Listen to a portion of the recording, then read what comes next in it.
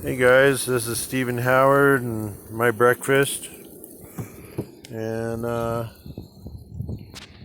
over the camera.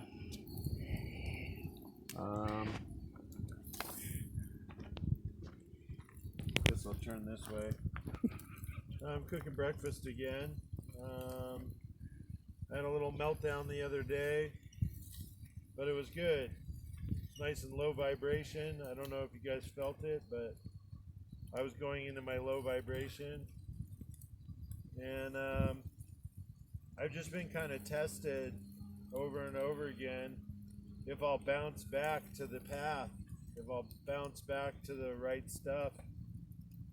And I got hired today by the town of Blue Diamond to clear their creek, and they're paying me like $25 an hour. So it's a good job. It's paying good, and it's in a good environment. I was listening to Louise Hay the other day. Check out Louise Hay and Dr. Wayne Dyer.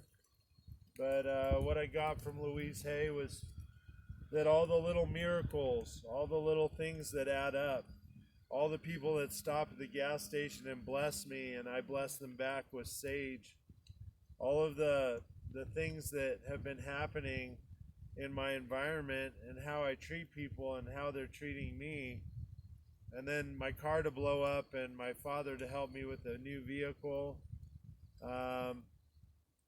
I have exactly 20 days to come up with $500 for child support, and I got to continue feeding myself and my team, my dogs, and I was thinking a lot about those shows, like Naked and Afraid. Well, I'm half naked, you're afraid, but Naked and Afraid, going out for 21 days into a wilderness like this with no food, no water, trying to figure everything out. I mean, that would suck. It would really suck. But the $100,000 or whatever they pay you at the end of that show would not suck. It would be really, really awesome. Probably buy a new car, which I already got. Maybe put some money down on some property up in Montana or something. So I'm going to start trying out for shows like that. I don't know if they're going anymore or if it's been discontinued or I need to go on Survivor or whatever, but I'm going to just start trying out for shows. Ellen DeGeneres, if you're watching, I really need to be on your show. I really need to show people what I got, and then I have a project for you that I think you'll really like. I'll keep that one under wraps because Oprah will probably steal it from us. But I'm looking for a food project. I'd like to have some land in Montana where I could grow my own food and actually help feed a town for free. Have it all worked out so everybody works in a co-op. And we have gardens on the property April through October, and really make a harvest and do canning together and jarring together, and just kind of make some different changes in my life that I'm really looking to make happen. The vibrations that have been going on lately is I'm really getting impatient about my dreams, my movie, the television show, and the other things that I have in mind. And I think I'm getting impatient with myself because I'm having to deal with all these 3D worldly problems while the stuff in the 5D keeps manifesting. And what Louise Hay was saying was really valid, that as things are manifesting, you won't see the big thing. You won't see the big picture or the end of the rainbow or the story. But what you'll see is it's almost like making this dish. You'll see all the ingredients go in, but you won't see the time that it took to cook it to make it into a meal. And then once you eat the meal, what that is going to do for you for the day and your vibration level. Did you really enjoy the food? Did it taste good? Did it have sustenance? Did it help the dogs?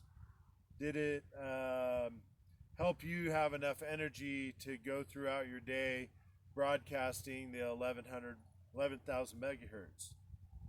You know, basically, are we here to bitch and complain every day about what went wrong and the door handle fell off and all this sort of stuff? Or are we here to look at the whole vehicle? Yeah, we need to fix the door, but the vehicle is intact. It's very nice. The meal is very nice. It has sustenance and good vibrations, and it was made with love. And I like to let food rest after you cooked it. You let it rest for a minute and it all kind of sizzles together. You know, then you get that crust, the good stuff. So that's really what I'm trying to create with my life. Is I'm sizzling in the pan and I'm going, fuck, this sucks. This sucks. But at the end of the day, what you have is a chiseled expression of who I am, what I am, what you are. You know, it's all, I'm talking about me, but it's all about you. This channel is designed basically for me to lose it and you to understand why you're losing it. So if people don't understand, oh well, it's a new concept. I didn't have counseling. I didn't have anybody to talk to up in Montana. I was in a trailer. Soulmate left. Just left, ghosted. Boom, done. And best friend and boss died in a trailer. Triggered all the stuff from a prior set of experiences in Las Vegas, which was a robbery, a divorce, motorcycle crash, car wreck, all the stuff that leads to awakening, right? So now that I'm awake, wide awake, I operate on this frequency. A lot of people don't understand. Some people do and are kind of getting it now. And where I'm headed is someplace so fucking rad. It's heaven on earth. It's basically the Quan. It's having the beauty in the mountains and the nature. It's having the job and the career and the thing that makes you so happy that every day when you go to work you're just like skiddly doo, like Dane Cook, you know. We said skiddly doo, you know. When we were invited to go to the farm, you know, us kids got all excited. I love that joke. Benson's Animal Farm. So check that out, Dane Cook, Benson's Animal Farm, skiddly doo. And that brings me back to all of the pain, all of the cycles, all the addiction, all of the trials that we've had to go through, all of the tests and dark nights of the soul and crying incessantly and depression and, you know, what people would call, oh, he hit rock bottom. Well, you know, rock bottom is also bikini bottom. So if you look at SpongeBob, that's what they're talking about. Watch SpongeBob very carefully. You'll think of the whole thing differently. Squidward, introvert. SpongeBob, extrovert. Mr. Krabs, greedy motherfucker. So, you know, let's do this right. Let's start at the beginning and finish at the beginning. You know, let's make this an end in our lives of lying, cheating, and stealing, killing. That I don't want to get biblical on you, but Jonah comes to mind. We were talking about Jonah this morning, and he's about to be beheaded by the king. He said, "No, wait, stop! I've been in the belly of the whale." He goes, "You've been in the great fish? Smell him." Smelled awful, dude. Smelled awful. But he had been in the belly of the whale. He had survived in something that people praised. So it would have been a much different story if he didn't give the message, you the king would have beheaded him, his men would have been beheaded, and that would have been that, and the city would have not changed. But if I can change the city, Las Vegas, one person at a time, and I can have an effect because I got a history and people know who I am and what I've done and how I've paid, I think we have something here. And I think that, the king will eventually see that too, and I'll be praised instead of looked upon as an outcast. So I miss you, Montana. I miss you, Bill Heckle. I miss a lot of things. But I also feel like I'm on like a mission from God, like the Blues Brothers. We got a half pack of cigarettes, a half tank of gas. It's 12 o'clock at night and we're wearing sunglasses. So Jake and Elwood. And, I love the end of that movie. So check those out because those are guided messages. Anytime I have a film or a song or anything. I got to meet a DJ Tiesto one time on Las Vegas Boulevard. I met Donny Osmond one time on Las Vegas Boulevard. There's a homeless man that looks just like Steve Aoki. Really cool dude.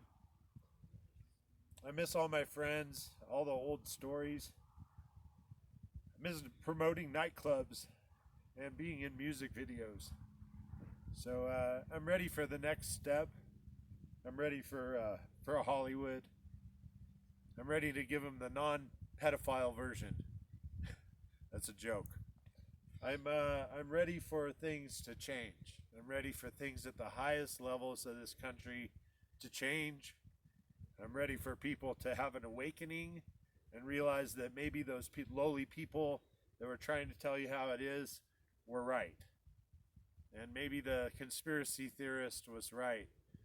Maybe 3-5 years ago when I was telling my ex-wife's parents that there was going to be a major debacle in the world and that we should all be getting prepared for something major. I didn't know what.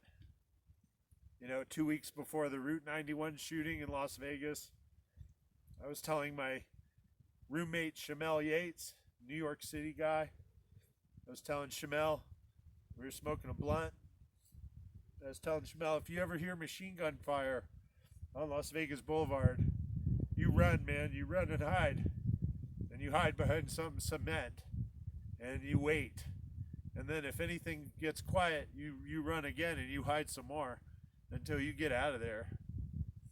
2 weeks later was Route 91 shooting at Mandalay Bay at the concert Jason Aldean. And a couple days later, I was riding to Montana and I had never been there before. I'll get into this at another time, but what I want to tell you is when the worst things in your life are happening, there's also miracles happening behind the scenes. Stuff that you don't see. And it just comes to you and you're like, how did this all happen? But it's divinely guided, divinely orchestrated. You're protected. You have guides and ancestors around you. They're only about 6 feet above us. And they might be in an animal. They might be in Yucca or Rio. They might be in a soulmate, somebody that you meet that's a homeless man that lives in a Ford Taurus and it blows up its transmission and he lives in a park in Pahrump. It might be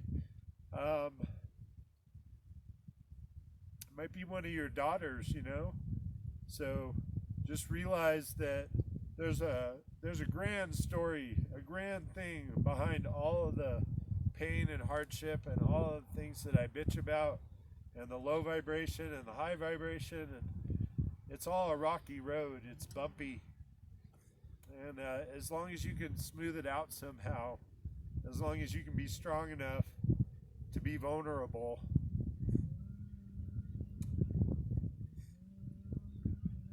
as that shark was dying in the bay and I'm stabbing it, he said, "Steve, I hope you enjoy your dinner." So check out The Beach, Leonardo DiCaprio, great movie. My guided messages are I'm destined for something really great. I don't know what it is, but it's right around the corner. Best agency in Las Vegas. I need to go stop by again. I can't figure out how to submit.